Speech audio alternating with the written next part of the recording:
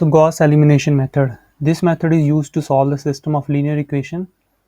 So we have a system of linear equation which involve three equation and three variables. So we are trying to solve this system of linear equation using Gauss elimination method. So this method involves three steps. So first step is matrix form, write the system in matrix form. Then triangularization, convert the system into triangular form, upper triangular form.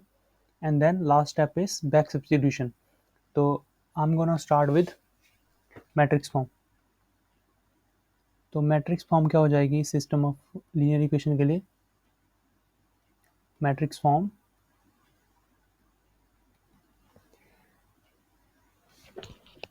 Form कैसे लिखेंगे? ये हो जाएगी आपके पास 1 6 minus 1, second equation is 2 minus 1 2, third equation is 2 8 2, और variables क्या हैं आपके पास? x1 x2 and x3. So variables are x1 x2 x3, और right hand side is 13 5 14. So this is matrix form. This is our matrix A matrix. This is variable matrix is denoted by capital X, and this matrix is B matrix. So let us write the argumented matrix.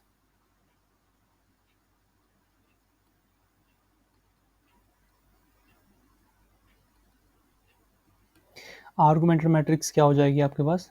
A semi column B. तो आपने जो matrix A और matrix B को साथ में इकट्ठे लिख देना. तो ये मैट्रिक्स हो जाएगी आपके पास 1 6 माइनस 1 13 2 माइनस 1 2 5 2 8 2 14. 1 माइनस 1 और 2 ये तो हो गए डायगोनल एलिमेंट्स. इनके बिलो बड़े एंट्रीज हैं, जैसे 2 हो गया, ये 2 हो गया और ये 8 हो गया. इन एंट्रीज की जगह हमें क्या चाहिए? जीरोस चाहिए. तब ये सिस्टम किस में कन्वर्ट होएगा? अपर ट्रायंगुलर सिस्टम में कन्वर्ट होएगा. तो हम नेक्स्ट स्टेप कर रहे हैं वो विच इज़ ट्रायंगुलाइजेशन.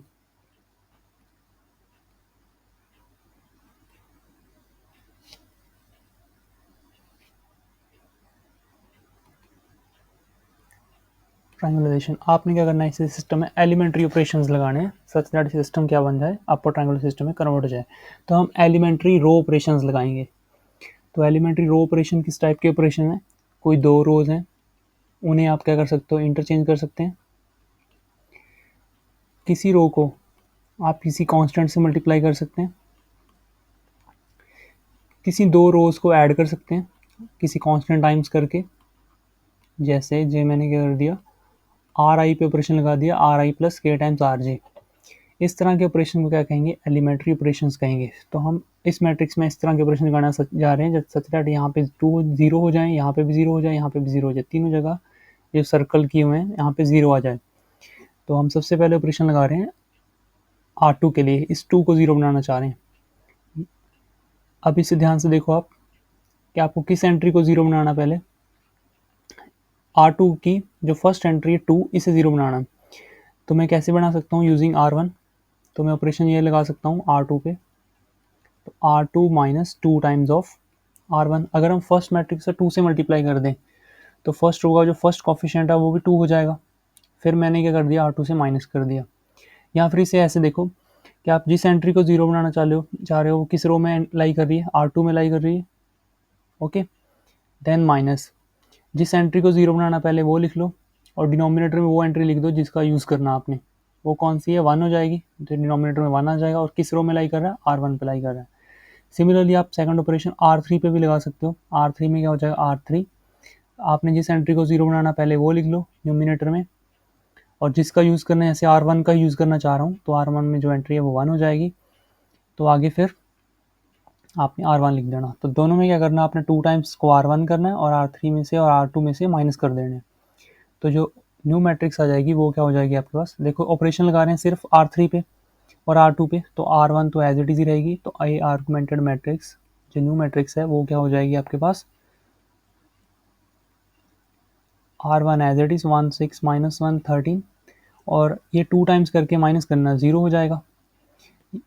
अब हम ये ऑपरेशन लगाना चाह रहे हैं, फर्स्ट R2 पे ऑपरेशन लगा रहे हैं, R2 माइनस 2 टाइम्स R1। अब नेक्स्ट जो एंट्री है वो है -1, R2 वाली एंट्री कौन सी है, -1 माइनस 2 टाइम्स R1 वाली एंट्री कौन सी है, 6। तो ये हो जाएगा आपके पास -1 minus 12 which is equal to -13। Okay, यहाँ पे -13 हो गया। नेक्स्ट जो एंट्री है वो कौन सी है, R2 वाली एंट्री 2 है, -2 टाइम्स -1। R1 वाली एंट्री कौन सी है, -1, तो ये 2 + 2 4 हो जाएगा।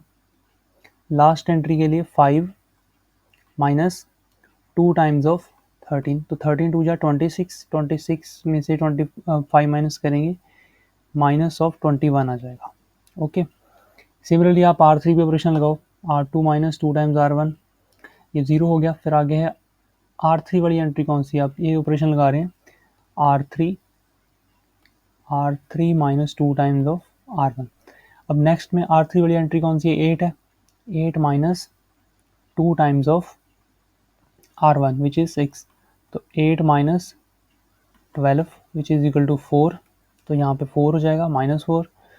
नेक्स्ट जो एंट्री है वो है 2, तो 2 माइनस 2 टाइम्स -1, तो ये फिर से 4 हो जाएगा।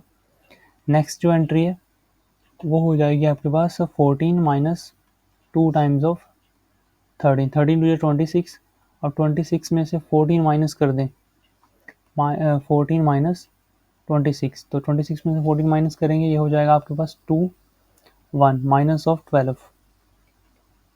ओके, यहाँ तक समझ आया।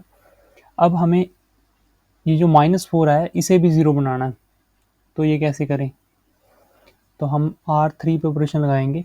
देखो, जिस एंट्री को आपने 0 बनाना पहले वो उस वाली रो देख लो, R3 हो जाएगी, माइनस जिस एंट्री को 0 बनाना, -4 को 0 बनाना, तो लिख लो -4 न्यूमिनेटर में, डिनोमिनेटर में किसका यूज़ करना है, अब R1 का यूज़ नहीं कर पाएंगे क्योंकि यहाँ पे 1 आए तो फिर यहाँ पे एंट्री चेंज हो जाएगी, तो हम करेंगे R2 का यूज़, वो हो जाएगी -13 इंटू R2 की -13 किस रो में लाई कर रहा है, R2 में, तो यहाँ पे R2 हो जाएगा। तो ऑपरेशन क्या हो गया आपके पास, R3, ये negative negative positive, 4 divide by 13 into R2। अब आपने ये सभी एलिमेंट्स पे ये ऑपरेशन लगा देना, ए आर्गुमेंटेड बी मैट्रिक्स क्या हो जाएगी, 1 6 -1 13, और ये हो जाएगा 0 -13, क्योंकि सिर्फ R3 पे ऑपरेशन लगाया, R1 R2 सेम ही रहेंगे। आगे जो देखो एंट्री है -4, ये ऑपरेशन लगा रहे हैं हम, R3 -4 बाय 13 इंटू R2, तो ये ऑपरेशन लगाना है। R3 वाली एंट्री कौन सी है, -4, -4 ओवर 13 इंटू R2 वाली एंट्री कौन सी है, -13 है, तो ये 13 से 13 कैंसिल हो गया, माइनस माइनस प्लस हो जाएंगे, और ये 4 + 4 -4 0 हो जाएंगे। तो यहाँ पे तो ऐसे ही ऑपरेशन लगाया था कि यहाँ पे एंट्री 0 हो जाए। अब नेक्स्ट देखो वो कौन सी एंट्री R3 वाली, 4 है, -4 बाई 13 इंटू, और यहाँ पे भी एंट्री क्या आ जाएगी, 4 हो जाएगी। R2 वाली एंट्री क्या है, 4 है, तो यहाँ पे हो जाएगा 4 - 16 डिवाइड बाई 13, तो 13 4 जा 52 -16 डिवाइड बाय 13, तो इसे सॉल्व करोगे आप, 12 - 6 इज 6, और यहाँ पे 4 - 1 इज 3, तो 13, तो यहाँ पे हो जाएगा प्लस ही आएगा, 36 डिवाइड बाय 13। जो लास्ट एंट्री है उसे देख लें बस, सिस्टम ऑलमोस्ट कंप्लीटेड है। तो आपने R3 वाली एंट्री कौन सी है, R3 वाली entry is -12 minus 4 by 13 into R2, R2 is -21, 156 plus 84 divide by 13, तो 84 में से 56 माइनस करोगे, 6 - 4 2, और यहाँ पे हो जाएगा 15 - 8 8 7 50, तो ये हो जाएगा आपके पास -72 डिवाइड बाई 13।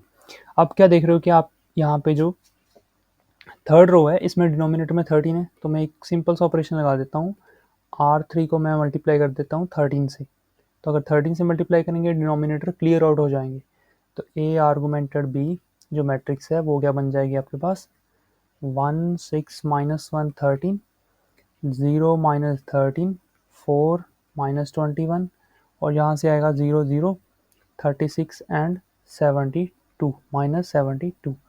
अब क्या करना है बैक सब्स्टिट्यूशन। जो नेक्स्ट स्टेप है बैक सब्स्टिट्यूशन। इसे फिर से इक्वेशंस की फॉर्म में लिख लो आप। जैसे ये हो जाएगा x1 plus 6x2 minus x3 equal to 13। जो सेकंड इक्वेशन है उसमें क्या आएगा minus 13x2 plus 4x3 equal to minus of 21। जो लास्ट है वो हो जाएगा 36x3 equal to minus of 72।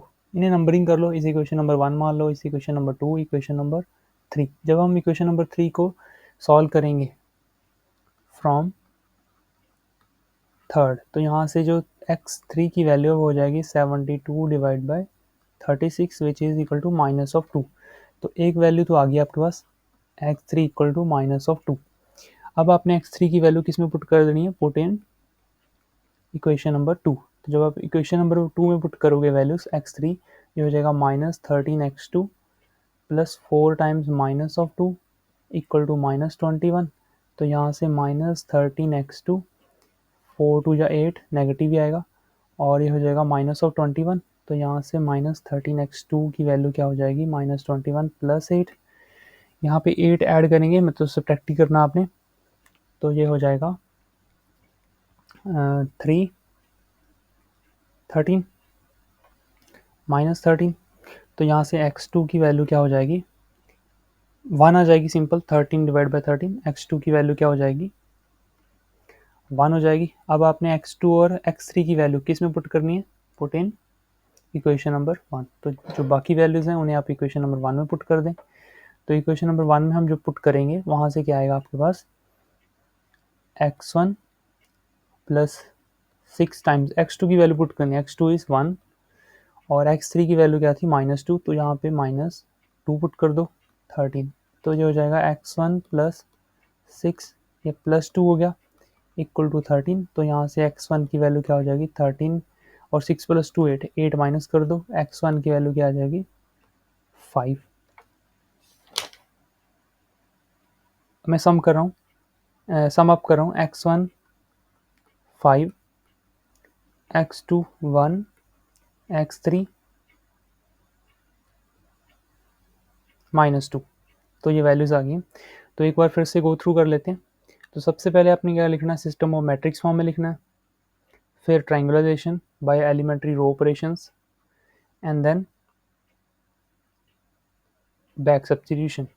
तो सिस्टम को पहले अपने अपर ट्रायंगुलर सिस्टम में कन्वर्ट कर लेना, तो फिर उसके बाद क्या कर देना आपने मैट्रिक्स फॉर्म में इसको फिर से सिस्टम ऑफ लीनियर इक्वेशन में करके वहाँ से x1 x2 x3 की वैल्यू फाइंड कर लेनी है। ओके, आई होप समझ आ गया होगा।